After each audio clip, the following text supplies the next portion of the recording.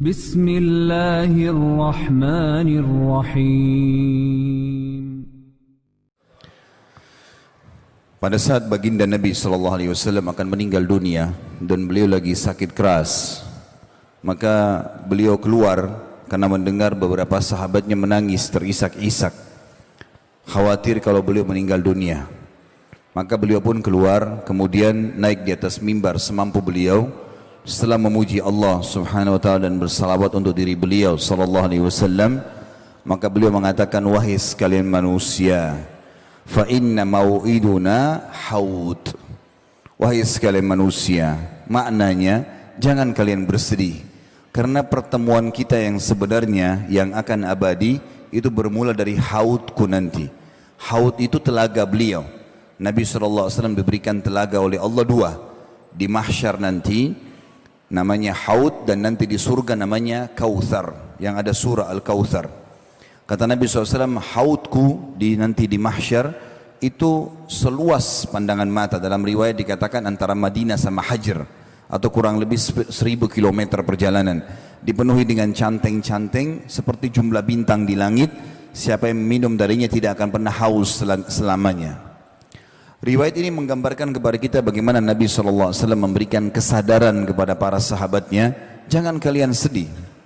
Bagi teman-teman yang merasa sedih karena meninggal orang tuanya, meninggal kerabatnya, kehilangan sesuatu yang sifatnya duniawi ini, bagi seorang muslim itu adalah hal yang kecil. Kalau kerabat kita meninggal atau orang yang kita cintai, teman-teman sekalian, dia tidak hilang. Dia hanya mendahului kita menuju ke akhirat sana. Seorang muslim sangat yakin rukun iman dia yang kelima adalah iman kepada hari kiamat. Urutannya adalah meninggal, proses dicabutnya ruh, kemudian dimasukkan ke alam barzah di kuburan, kemudian pembangkitan di hari kiamat mahsyar, ditimbangnya amal baik amal buruk, lalu kemudian surga dan neraka. Dan kita sudah dapat rinciannya. Kita sekarang di duka bumi ini setiap saat ada buku, sudah terjemahan bahasa Indonesia cukup banyak berhubungan dengan masalah surga. Apa saja berhubungan dengan surga itu, dari tanahnya, dayang-dayangnya, istanahnya, makanannya, minumannya, semua terinci. Kita sudah punya bocorannya. Dan neraka dengan siksa yang paling rendah sampai yang paling berat pun itu juga sudah diceritakan semuanya, sudah ada gambarannya. Maka seorang muslim sangat faham ada akhirat. Berarti orang-orang yang sedang kita cintai meninggal dunia itu, mereka sebenarnya tidak hilang, tapi mereka hanya mendahului kita saja. Saya pernah menghadapi ada ponakan saya di kota Makassar sini, umur 19 tahun, meninggal dunia, subhanallah. Sore hari, dia aman-aman saja, lagi ngantar kakak saya kebetulan, kakak kandung saya sendiri, ibunya, itu diantar pergi ke tempat kursus adiknya, kemudian rupanya dia pulang, dia sholat maghrib di rumah, lalu kemudian temannya telepon, minta dijemput di bandara Makassar. Dia keluar habis sholat maghrib, begitu keluar dari pintu tol Makassar menuju ke bandara, ditabrak oleh mobil besar, truk, meninggal dunia di tempat. Tidak ada satupun kerabat yang tahu ini berita. Meninggalnya maghrib sekitar jam 6 sore, nanti jam 12 malam baru kami tahu. Saya pun lagi di Jakarta waktu itu, kemudian saya ditelepon oleh salah satu kakak saya juga. Kalau ponakan kita sudah meninggal, saya ambil pesawat pertama dari Jakarta, habis sholat subuh, ke Makassar. Begitu saya tiba di Makassar, di Panakukang Mas tempat beliau, kemudian saya masuk, kerabat sudah mengatakan, kakakmu ini dari tadi malam gak bisa tidur, gak makan, selalu bangun, pingsan lagi, gak ada keluarga yang bisa hadapin. Maka saya dudukkan kakak saya bilang, kak duduk sebentar. Begitu beliau duduk, dan saya bilang, kebetulan anak ini bernama Hamdi, rahimahullah, sudah meninggal, ponakan saya. Lalu saya mengatakan, kalimat pertama saya, Hamdi ini tidak hilang. Itu bahasa saya pertama. Karena pemahamannya, kakak saya memahami anaknya sudah hilang. Hamdi ini tidak hilang. Kok bisa? Dia tiba-tiba duduk, lalu dia mengatakan, kok bisa? Bukan dia sudah meninggal? Saya bilang, iya. Sebagai seorang muslim, kita yakin dia tidak ada di depan mata kita sekarang, walaupun sudah dikubur, tapi kita sangat yakin akan bertemu di akhirat. Tidak mungkin tidak. Orang-orang yang meninggal terlebih dulu, seperti ibu kami sudah meninggal. Ada paman kami namanya Fulan, saya sebutin. Nama paman kita si Fulan, nama tante kita si Fulan, meninggal dunia semuanya. Toh juga mereka sudah menuju ke akhirat. Dan kita sedang menuju ke sana. Saya sama kakak pun ini sama-sama. Asal tiketnya sama, iman dan amal soleh, nggak ada masalah. maka akan ketemu di sana, dan itu kita yakin sekali. Sebagaimana dunia ini ada kehidupan akhirat di sana. Terbaik kita kerjakan sini, kita akan panen di sana. Faman ya'mal mithqala dzarratin khairan yarah. Siapa yang buat seperti biji sawi dari kebaikan, yarahu, dia pasti akan diperlihatkan atau melihatnya. Wa man ya'mal mithqala dzarratin syarran yarah. Kalau diberhentikan bacanya yarah, tapi kalau dibaca langsung yarahu. Siapa yang berbuat seperti biji sawi dari keburukan, pasti dia akan temukan dan dilihat atau diperlihatkan kepadanya. Alhamdulillah setelah itu beliau jadi faham masalah ini.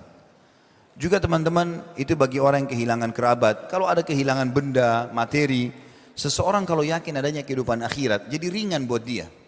Karena dia berpikir, oh orang ini sekarang ambil benda saya tagih dia nggak mau kasih, saya akan ambil di akhirat. Tidak ada sesuatu yang luput. Seorang muslim akan sangat tenang, karena dia yakin ada hadis Nabi SAW, maka apakah kalian tahu siapa orang yang bangkrut? Kata para sahabat, ya Rasulullah, orang yang tidak ada dirham dan dinarnya, bisnis bangkrut. Kata Nabi SAW, bukan. Itu kecil. Yang bangkrut sebenarnya adalah yang datang pada hari kiamat membawa lengkap pahala solat, pahala puasa, pahala zakat, tapi ya dia datang dari satu sisi pernah mencaci maki orang ini, pernah memukul orang itu, pernah mengambil haknya orang yang ini, lalu mereka datang menuntut pada hari kiamat. Dan pada saat itu diberikanlah pahala-pahala dia kepada orang-orang yang menuntut ini. Kalau habis pahalanya, sudah dibayar-bayarin utang dia, gitu kan, kesalahan-kesalahan dia selama dunia tidak sempat dia minta maaf, maka akan diganti, akan diberikan dosa-dosa orang-orang yang menuntut dibebankan kepada dia. Maka dilemparlah dia ke neraka sejauh timur dan barat. Seseorang muslim sangat yakin teman-teman sekalian, kalau ada hak kita yang sedang diambil oleh orang lain, kita sudah minta di muka bumi ini, tidak juga bisa kita dapatkan, dengan cara dia memanipulasi data-data tersebut, tetap kita akan panen dalam bentuk pahala pada hari kiamat. Hasan Basri rahimahullah pernah dicaci maki dan digibah oleh seseorang, lalu kemudian dia baru mendapatkan satu tangkai kurma yang sangat segar, kemudian dia antar ke rumah orang tersebut yang menggunjing dia, diantar ke rumahnya, lalu kemudian dia mengatakan, ini balasan terhadap kau telah memberikan kepadaku pahalamu, maka aku ganti dengan kurma ini. Seorang mukmin tahu betul tentang ada kehidupan akhirat dan membuat dia tentram. Benda apapun luput tidak ada masalah. Terlebih lagi kalau kita fahami lebih jauh lagi, kalau ada sesuatu yang kita harapkan dan belum kita dapatkan, berarti belum rezeki kita. Hasan Basri berkata rahimahullah tentang masalah, kenapa anda bisa zuhud di dunia?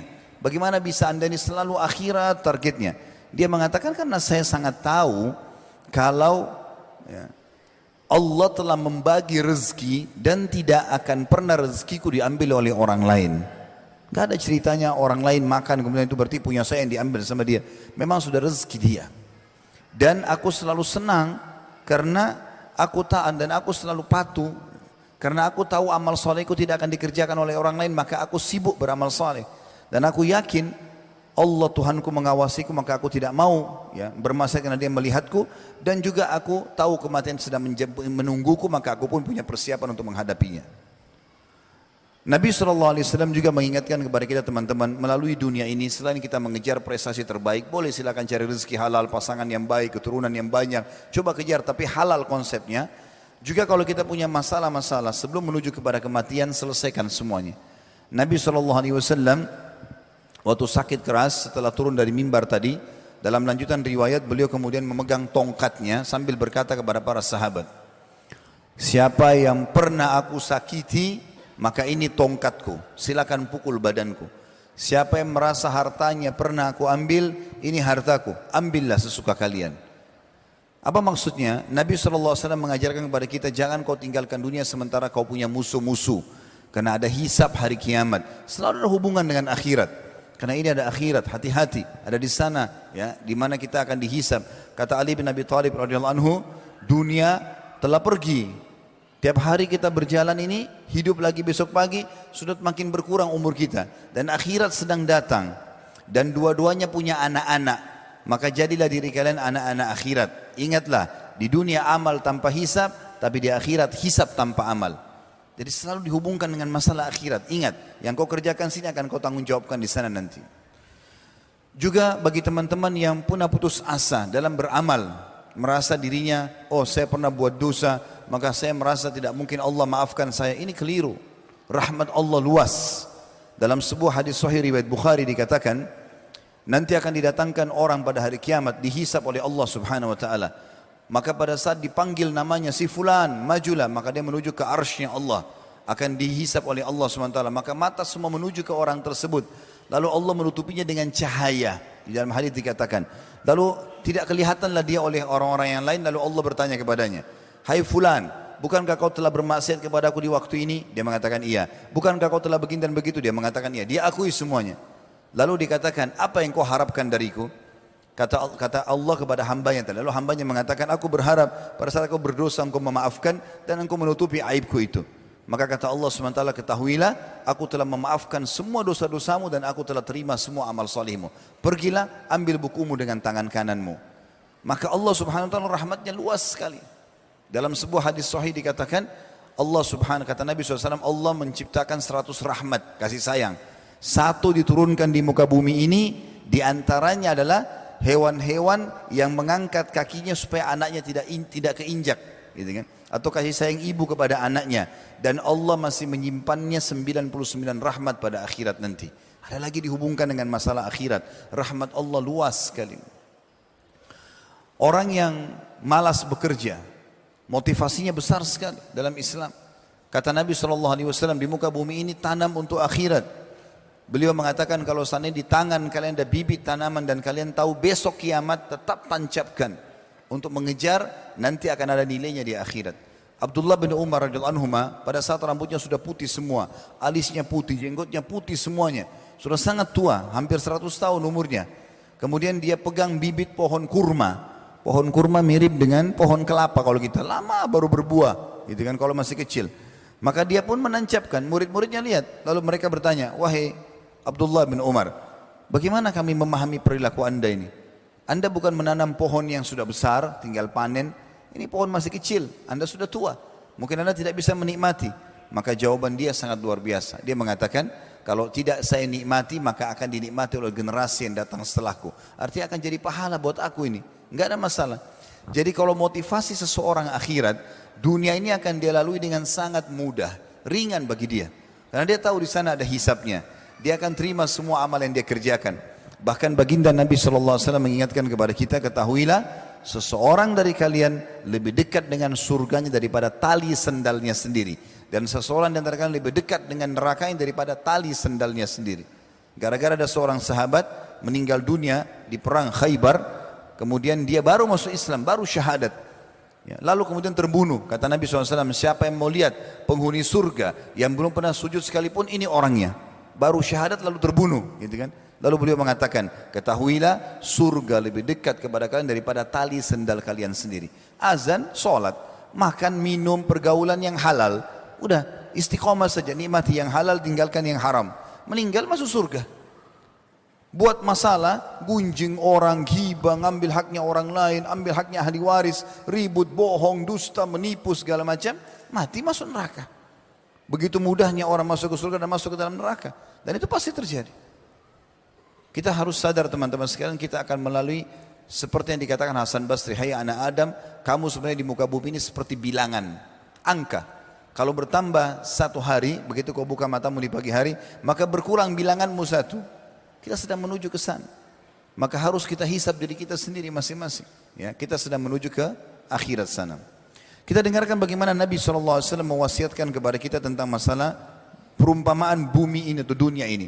Kebanyakan orang sibuk mengejar tanpa mengenal mana halal, mana haram. Padahal sebenarnya teman-teman, kalau kita melihat dunia ini kecil sekali. Ya. Kalau kita lagi naik pesawat, mobil-mobil yang mewah pun yang biasanya kita bangga-bangga di sebelahnya, kalau sudah di atas pesawat kelihatannya seperti gentong-gentong kecil, gitu kan. Mungkin orang punya berlian sebesar bola basket pun, kalau orang mungkin kecil seperti cincin saya sudah sangat mahal. Kalau seperti bola basket sangat besar, tapi kalau orang naik di atas pesawat melihatnya maka tidak kelihatan lagi. Tanah yang diperebutkan kepada ahli atau dengan ahli waris sampai tumpahkan darah, itu juga kalau kita di atas pesawat kita lihat sangat kecil, nggak ada nilainya. Bahkan subhanallah pada saat kita meninggal tidak ada yang ikut semua itu. Apa yang selama ini diperebutkan, diambil haknya orang lain tidak akan ikut. Kata Nabi SAW, kalau anak Adam meninggal dunia akan ikut kepadanya tiga di kuburannya. Amalnya, ya, kemudian hartanya dan keluarganya, akan pulang dua. Keluarganya akan pulang, walaupun cinta seorang suami pada istri, istri pada suami, orang tua pada anak, tidak akan nginap sehari di kuburan itu. Akan pulang, meninggalkan kita nanti. Hartanya walaupun mewah mobilnya akan parkir di pagar kuburan, habis itu dibawa pulang jadi warisan. Yang tinggal bersama kita amal. Lihat bagaimana Islam datang memotivasi, ada akhirat, kejar di sana.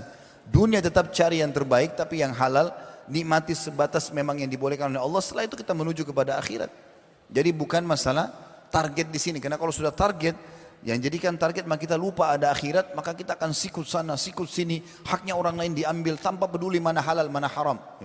Ada orang dari pagi bangun tidur sampai tidur lagi, itu kerjanya cuma cari musuh, cari haknya orang lain, tidak pernah berpikir untuk diri dia sendiri, karena tidak ada fikiran masalah adanya akhirat ini. Dalam sebuah hadis yang perlu kita renungi adalah hadis riwayat Imam Ahmad, kata Nabi SAW, inna mat'ama ibni Adam ju'ila mathalan di dunia. Ketahuilah, makanannya anak Adam itu dijadikan perumpamaan terhadap dunia ini. Wa in kazzahahu wa mallahahu. Walaupun makanan itu sudah dibumbuhi, sudah ditaruh garam, sudah terasa enak, fanzur ila ma yasir. Lihat nanti jadi apa itu. Tetap akan jadi kotoran. Maka Nabi SAW memberikan perumpamaan, itulah dunia, seperti itu. Walaupun kita hiasi, kita bagusin segala macam, toh akan ditinggalkan. Toh akan hancur hari kiamat.